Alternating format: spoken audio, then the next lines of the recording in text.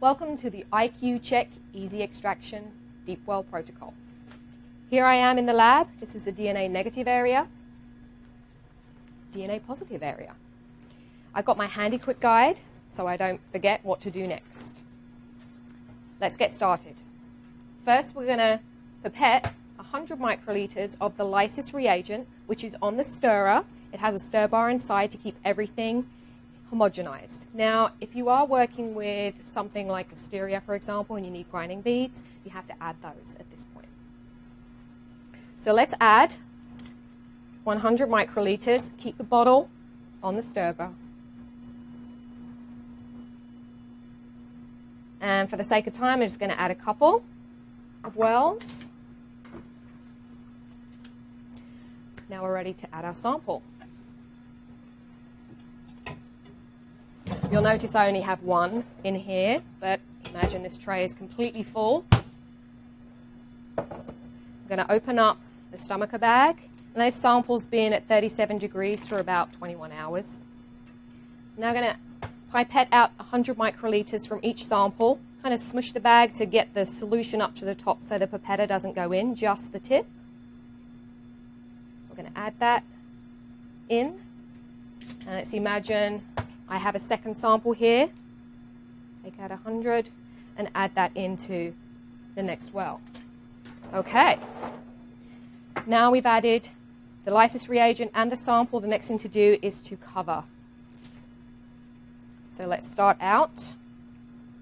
Put on the plate cover, and you can use the shiny side to smooth it down. Make sure there's no air bubbles.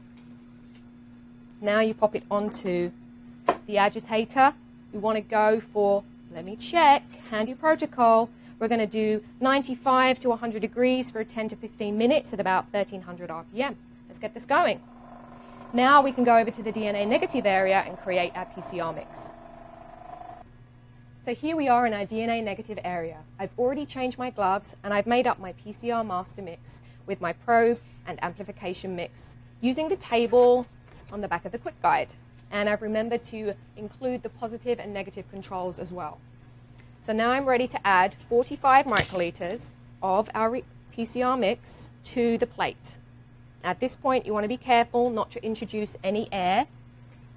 You can check in the pipette tip as you pull up the solution to make sure there's no air as you add it to the PCR plate.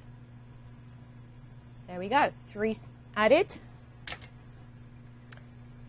Now we're going to take our positive and negative controls along with our PCR mix plate over to our DNA positive area.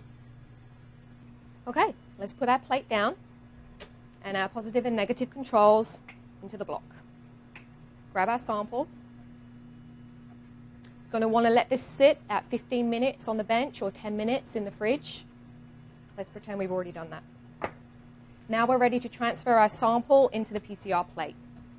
Handy multi-channel pipette for this.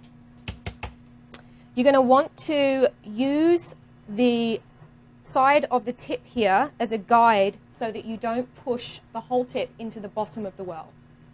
So let's give this a try. We want to transfer 5 microliters. Push in the tips. There you can feel it. Now you're going to want to bring up your sample and pop it in. Last thing to do is to add your positive and negative controls to the plate. Now you can cover your plate with the optical caps. Plate goes into your machine. If you have a large volume of samples, you're going to want to use the CFX and hit run on your software. That's it. Come back and you have your results printed out so you can do some great data analysis and look for your positives and your negatives.